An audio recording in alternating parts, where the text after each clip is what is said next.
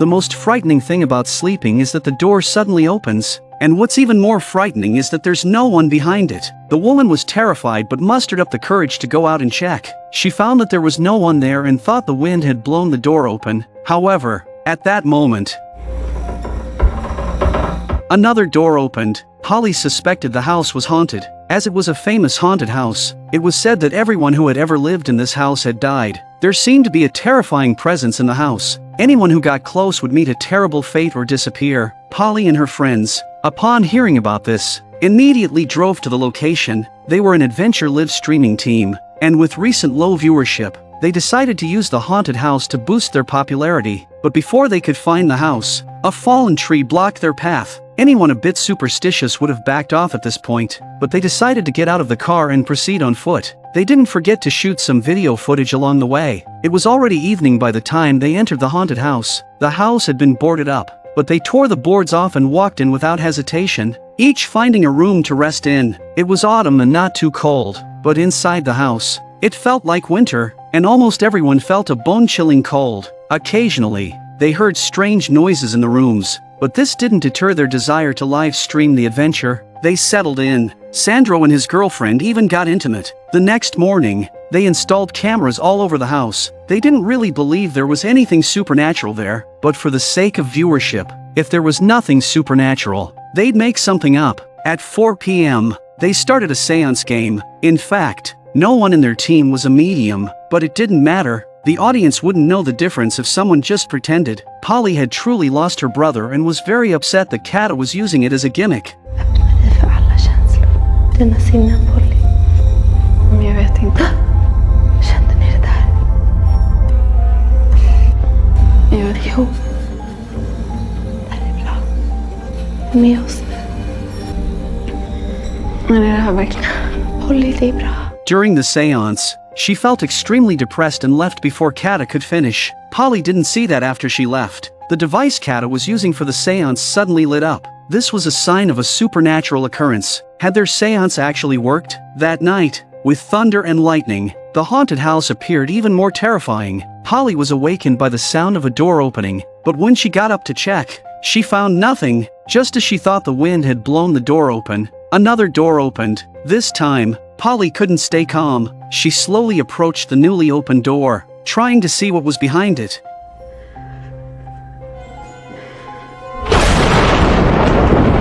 Polly couldn't bring herself to go any further. She went to find Alex and told him what had happened, but Alex woke everyone up and had the cameraman turn on the camera. He was thrilled, thinking they might finally capture something tonight. Alex asked Polly to describe what she saw on camera, but Polly was pale and refused to say anything. The third day, Alex discovered that all the cameras they had installed were malfunctioning. They argued about the issue, but at that moment, Polly found a strange painting. In the painting, a man stood in front of a room, but Alex had been to that spot, and there was no door. They suspected that the door had been hidden. Perhaps all the secrets of the haunted house lay behind that door. They quickly went to the spot depicted in the painting, moved the cabinet, and started searching for any seams or gaps.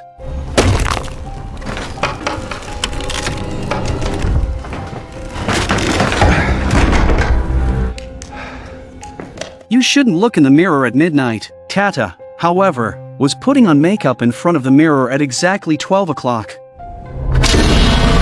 Even though there were strange noises behind her, she paid no attention. Kata didn't see the ghostly figure behind her and continued applying her makeup. She had no idea that tonight was the night she would die. This house had been haunted for centuries, yet Kata and her team came here for an adventure. In the afternoon, they even discovered a hidden room in the house. They explored the secret room and found many items from the last century. They also found videotapes left by one of the former owners. Alex told Sandro to hook up some electricity. They were going to watch the tapes, but as Sandro was working, the nearby wires suddenly moved violently.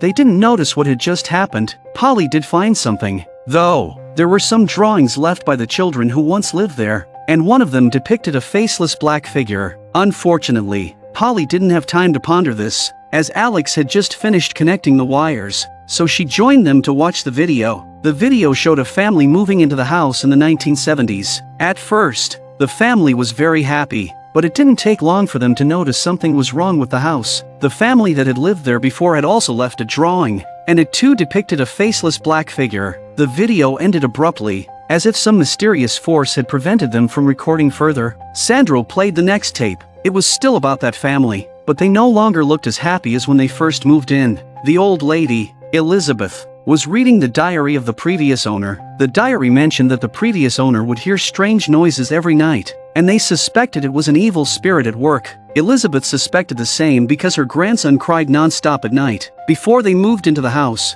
the child had been perfectly normal, but after they arrived, the children kept having nightmares. Elizabeth's son and daughter-in-law didn't want to live there anymore, but Elizabeth became intrigued and started recording everything with a camera. Discovering a creepy cellar, the video turned to static at that point. Alex and his team didn't want to give up, so they decided to find the cellar that Elizabeth had recorded. The house's secrets had to be in that cellar. Alex told everyone to split up and search. Kata, wanting to look good on camera, started putting on makeup in front of a mirror. Alex found another videotape and invited Polly to watch it. This time, they saw what happened to that family. Elizabeth had discovered something and said to the camera that the house was not clean. She said that the house's evil fed on people's fear to grow stronger, so she decided to create a foundation to permanently seal the house. After saying this, Elizabeth picked up a gun from a box. The tape glitched at that moment. Curious if the gun was still there, Alex found it in the same spot Elizabeth had shown. The gun was still functional. Alex couldn't wait to get the gun on his person. Then he went back to continue reviewing the footage. The next second,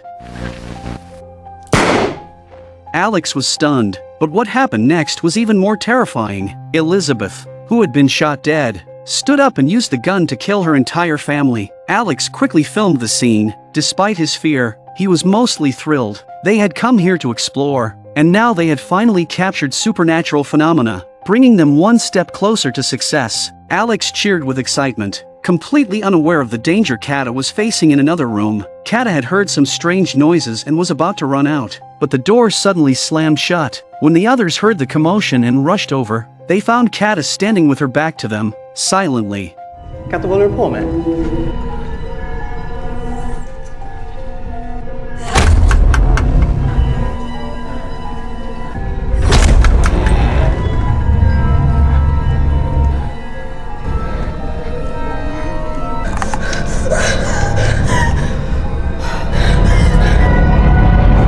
Kata was scared by a ghost and lost her footing and fell to her death. Lise quickly goes back to her room to check the surveillance. She wants to know what Kata saw before she died, but just as Lise was pulling up every room's surveillance, she suddenly saw something hidden in the room she was in, and it's still in the room.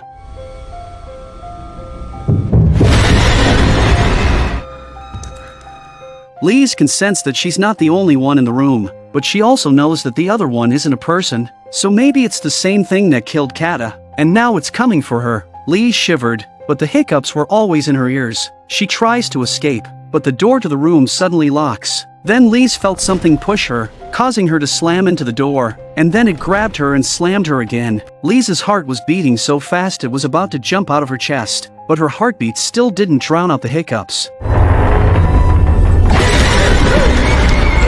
Lise was dragged away, and she hit a crack in the wall. That's when the thing finally showed itself. She's dark, thin, tall, and barely noticeably beautiful. Too bad Alex and the others weren't lucky enough to see it. Even though Kata was dead, Alex wasn't going to stop there. He was going to use this haunted house to set the internet on fire. But Fabian didn't want to go crazy with him this time. Fabian snuck out of the house, planning to drive away alone, but the car wouldn't start for some reason.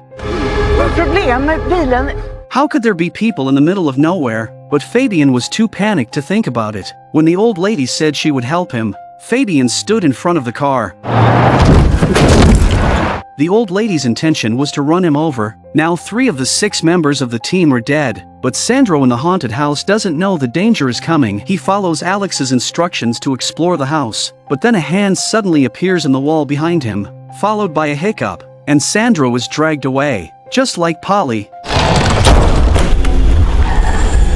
Polly and Alex were the only ones left. They didn't dare to stay and ran outside with the lights on, but by now the house has been boarded up from the outside. These people are from the Foundation and their mission is to seal off the house and kill anyone who knows anything about it. Polly and Alex can't escape, They can only turn around and look for another way out. But then the door to the house is suddenly slammed shut and there's a strange burping sound in their ears. Realizing something was wrong, Polly and Alex scrambled towards a crack in the wall. They don't know what's going on in there, but it's safer than staying outside. They climbed in as fast as they could, and on the way they saw Polly and Sandro's bodies. I don't know how long it took, but they finally made it out. But at the end of this place is the mysterious cellar from the tape, where the filth came out. Looks like they've got themselves into a trap.